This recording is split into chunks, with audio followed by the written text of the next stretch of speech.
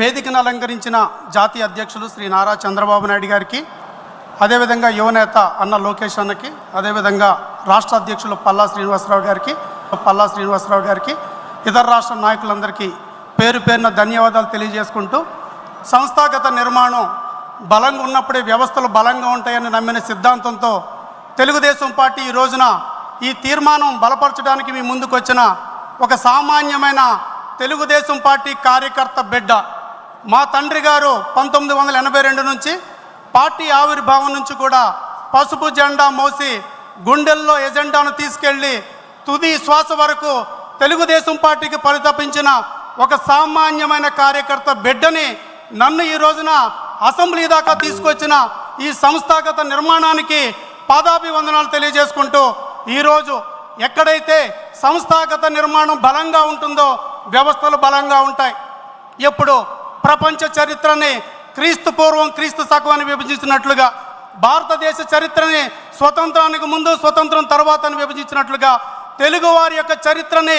Telugu Desam party ఆవిర్భావానికి ముందు Telugu Desam party ఆవిర్భావం తర్వాత అని ఒక స్పష్టమైన విభజన రేఖని తెలుగు ప్రజల జీవితాల్లో తీసుకొచ్చింది తెలుగుదేశం పార్టీ. అట్టడుగు వర్గాలకి, అణగారిన వర్గాలకి, అణిచివేయబడుతున్న వర్గాలకి ఒక బాసటగా నిలిచి వాళ్ళని రాజకీయంగా, ఆర్థికంగా, సామాజికంగా ఎదుగుదలలో తోడ్పాటునిచ్చింది ఈ తెలుగుదేశం పార్టీ. బలమైన పునాదులు ఉండడం వల్ల, సంస్థాగత నిర్మాణం బలోపేతం అవ్వడం వల్ల సామాన్యమైన కార్యకర్త చాలా ఉదాహరణలు ఉన్నాయి. ఒక గ్రామ శాఖలో సెక్రటరీగా చేసిన వారు ఎమ్మెల్యేలుగా అవ్వగలిగారు. మండల స్థాయిలో పనిచేసిన వాళ్ళు, జిల్లా స్థాయిలో పనిచేసిన వాళ్ళు గొప్ప గొప్ప స్థానాలకు తీసుకురాగలిగింది. అంటే ఒక సామాన్యమైన కార్యకర్తని సింహాసనం మీద కూర్చోబెట్టిన బలమైన సంస్థాగత నిర్మాణం ఉన్న తెలుగుదేశం పార్టీలో శ్రీ నారా చంద్రబాబు నాయుడు గారు ఒక విప్లవాత్మకమైన మార్పును తీసుకొచ్చారు. ఏదైతే క్లస్టర్లు, యూనిట్లు, బూతులు, కుటుంబ సాధికార సారథుల ద్వారా మరొక 13,80,000 మందిని ఈ యొక్క నిర్మాణంలోకి తీసుకొచ్చి కార్యకర్త గ్రామాల వరకు దాటుకుని కుటుంబాల వరకు సారథిగా ఉండేలాగా తీసుకొచ్చి ఈ యొక్క తెలుగు రాష్ట్రాల్లో, మరి ముఖ్యంగా ఆంధ్రప్రదేశ్ రాష్ట్రంలో ప్రతి కుటుంబానికి ఒక వారధిగా కార్యకర్తను తీసుకొచ్చి కప్స్ నిర్మాణం ద్వారా తీసుకురావడం ద్వారా, అదేవిధంగా ఏదైతే తెలుగుదేశం పార్టీ నిర్మాణంలో ప్రముఖ భూమిక పోషిస్తున్న అన్న లోకేష్ అన్న, ఆయన ఆ రోజు రాక్షస మోకులు దాడి చేస్తున్న సందర్భంలో తను తొలి అడిగేసి ఏదైతే యువగళం పాదయాత్ర ద్వారా అందరిలో స్ఫూర్తి నింపడమే కాకుండా మాలాగా నూతనంగా రాజకీయాల్లోకి వచ్చిన యువకులు తడబాటుతో చిన్న చిన్న తప్పుడు అడుగులేస్తున్న చేయి పట్టుకుని మాకు వారధిలాగా, సారథిలాగా నడిపిస్తున్న లోకేష్ అన్నకి ఈ సందర్భంగా ధన్యవాదాలు తెలియజేసుకుంటూ, ఏదైతే